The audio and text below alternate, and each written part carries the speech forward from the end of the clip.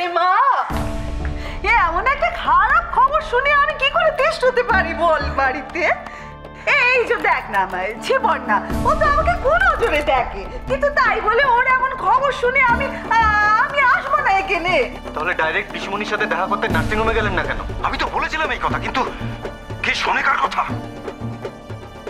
তোমার আর কি গো, এখানে আসার জন্য কথা তো আমি শুনলাম।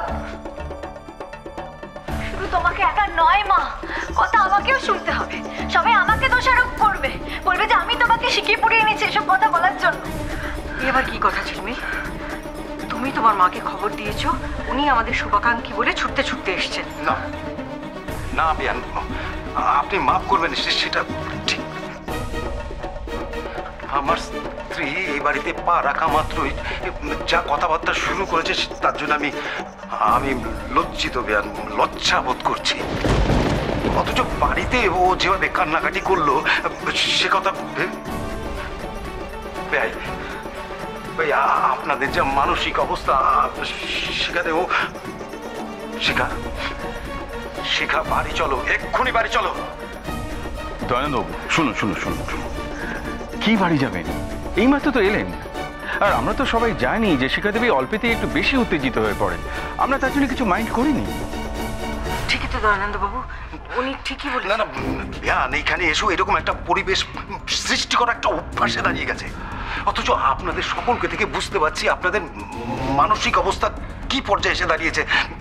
আর সেসব কথা না ভেবে ও যা ইচ্ছে তাই বলে যাচ্ছে। না, শিকার এখানে থাকার দরকার নেই।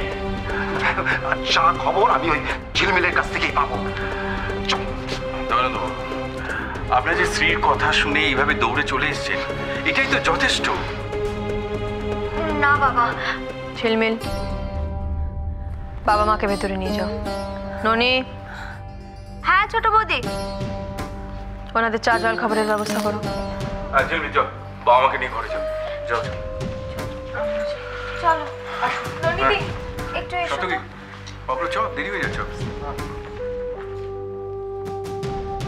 বাবা বলছি, তুমি আর দাদা ভাই একটু এগো, আমি ওয়ালেট ফেলে এসেছি, আমি ওটা নিয়ে আসছি। হ্যাঁ চল।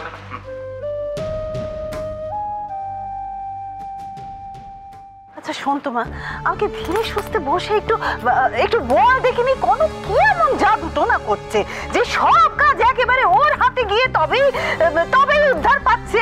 শোনো মা, জাদু টোনা না তুক সেটা আমি তোমায় বলতে পারবো না, কিন্তু সত্যি কালকে রাত্রিবেলা অভ্রর ফোন পাওয়ার পরে আমারই তাক লেগে গেছে। আর এই জাজরাল ডাক্তারটা আছে না, ওনাকে নাকি বকে ধমকে ফ্লাইটের টিকিট ক্যান্সেল করিয়ে কনক পিসিমণির অপারেশন করালো। আর ডাক্তারটা জানো কনকের গুণগান করতে করতে গেছে। ও মা, সে কি রে বাবা? কি তাই? এই সব কিছু শোনার পরে এবারে লোকজনের যদি তুমি আদিক্ষেত্রে একবার দেখতে, আমার তো মনে হচ্ছে এবারেতে টেকাই আমার দায়। তার উপরে অভ্রটা আছে সারাক্ষণ শুধু বউরানি আর বউরানি। আর ওই একটা মেয়ে সব কিছুতে নাক গলাবে মুখ পুরি। ডাক্তার বুদ্ধির ও কি জানে রে? আরে না জেনেই তো বাজিমাত করে দিল তো। মাঝে মাঝে কি মনে হয় বলো তো, আমার মনে হয় দিই ওর খাবারে বিষ মিশিয়ে ওটাকে শেষ করে দিই। ঝিলমিল,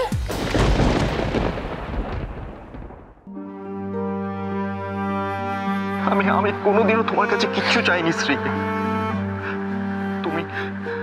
তুমি বাচ্চাটা আমাকে উপহার দাও শ্রী।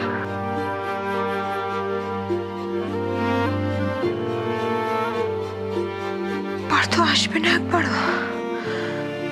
ও কি আজও অফিসেই ব্যস্ত থাকবে? বৃষ্টিকে দেখতে ইচ্ছে করছে, আমাকে ছাড়া ঘুমোতে পারে না। পুরানির কাছে নিশ্চয়ই কান্নাকাটি করছে।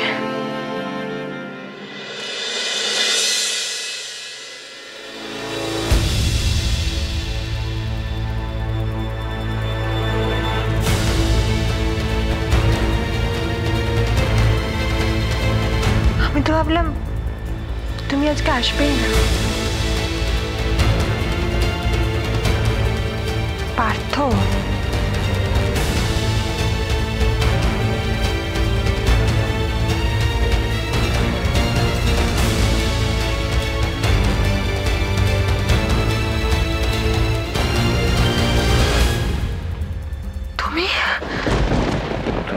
শ্রীপর্ণার জীবন বাঁচিয়েছিস শুনে যে আমার কি আনন্দ হচ্ছে। একটা মানুষের তুই প্রাণ ফিরিয়ে দিয়েছিস। হ্যাঁ, ভগবানের কাছে আশীর্বাদ করি তুই মানুষের মতো মানুষ হ, মানুষের মতো মানুষ হ। আমার জন্য নয় মামা, এই সব কিছু তোমার জন্য হয়েছে। তুমি তোমাকে পথ দেখিয়েছিলে, বলেছিলে সদিচ্ছায় ভগবান বাস করেন। আমি শুধু তোমার কথায় আস্থা রেখেছি। তোর মতো মেয়ে সংসারের গর্ব রে মা। তুই তুই মানুষের জন্য এভাবে করে যা মা, মানুষের জন্য এভাবে করে যা। তোমার আশীর্বাদ পেলে আমি সব করতে পারি মামা। আমার বাবা মা যা শিক্ষা দিয়ে যেতে পারেনি, তুমি তো আমাকে তাই দিয়েছো। মাঝে মাঝে ভাবি ঝিলমিলটা যদি তোর গুণের একটা কোণা পেত, বড্ড ভয় লাগে, বড্ড ভয় লাগে। তুমি দিদিভাইকে নিয়ে ভেবো না মামা। তুমি দেখো, ভাই ঠিক দিদিভাইকে নিজের মতো করে গড়ে নেবে। ভগবানের কাছে তো সেই প্রার্থনাই করি রে কনক। এই সোনার সংসারে ও যে কতদিন ঠাঁই পাবে তাই তাই ভেবে আমার খুব ভয় হয়, ভয়। জানিস, পাপ পাপ কেউ ছাড়ে না মা, পাপ কেউ ছাড়ে না। সত্যি বিয়ান, সত্যি এই আপনাকে দেখি আর বাড়ির বাকি সবাইকে দেখি, কত তফাৎ, কত আলাদা। মানে মানে এই আপনি আপনি একাই নিজের বৌমার কত যত্ন করছেন। সত্যি এরকম শাশুড়ি না কে একটা হয়। বুঝলি রে ঝিলমিল, তোর বাড়ির বাদ বাকি সবাই যে যার মতন ব্যস্ত, তোর স্বাদটা এবার হলেই হলো।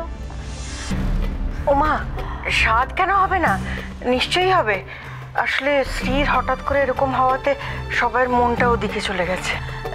মানছি বিয়ান, এখন ছিরির এই ঘটনাতে আপনাদের সবার মন খুব খারাপ, কিন্তু এ ব্যাপার তো শুদ্ধ ঘটলো।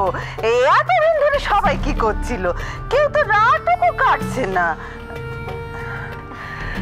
আসলে আমাদের বাড়িতে পরপর যা ঘটে চলেছে, তবে ঝিলমিলের স্বাদের দিনও তো এগিয়ে আসছে। বিয়ান, আমি আগ বাড়িয়ে আপনাকে এই ব্যাপার নিয়ে বলছি বলে অপরাধ নেবেন না বিয়ান। আসলে হাজার হোক মা তো। ঝিলমিলের বাবা পাজিটা দেখে বলেছিলেন যে স্বাদের জন্য মাত্র একটা দিন আছে সামনে, তাই তাই তাই বলছিলাম বিয়ান। আপনারা আর কিছু না পারেন ঠিক আছে, শুধু নিয়ম রক্ষাটুকুর জন্য পায়েসটা ঠেকিয়ে দেবেন মুখে, বাদ বাকি যা করার আমি না হয় বাড়িতে নিয়ে গিয়ে করব। পায়েস? ও, সেটার জন্য বুঝি ছোট গিন্নির ওই পারমিশন লাগবে, তাই না? তাইলে বোধহয় আমার মেয়ের স্বাদটা হবে না। না তা কেন? সব কিছুর জন্য আমাকে ছোটর অনুমতি নিতে হবে কেন? ঝিলমিলের স্বাদ আমি ধুমধাম করে দেব। আপনি কি বলছেন মা?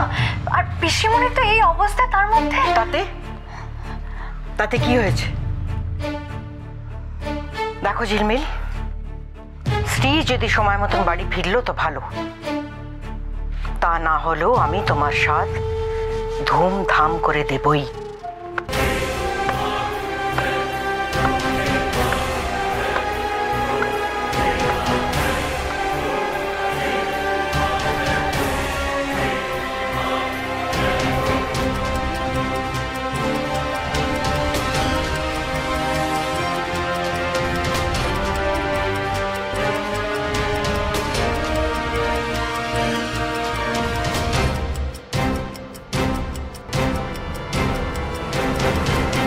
আজকে তো তোমাকে আমার এটা দেখে মনে হচ্ছে যে মাথা থেকে পা অব্দি তুমি সবটাই মিথ্যে।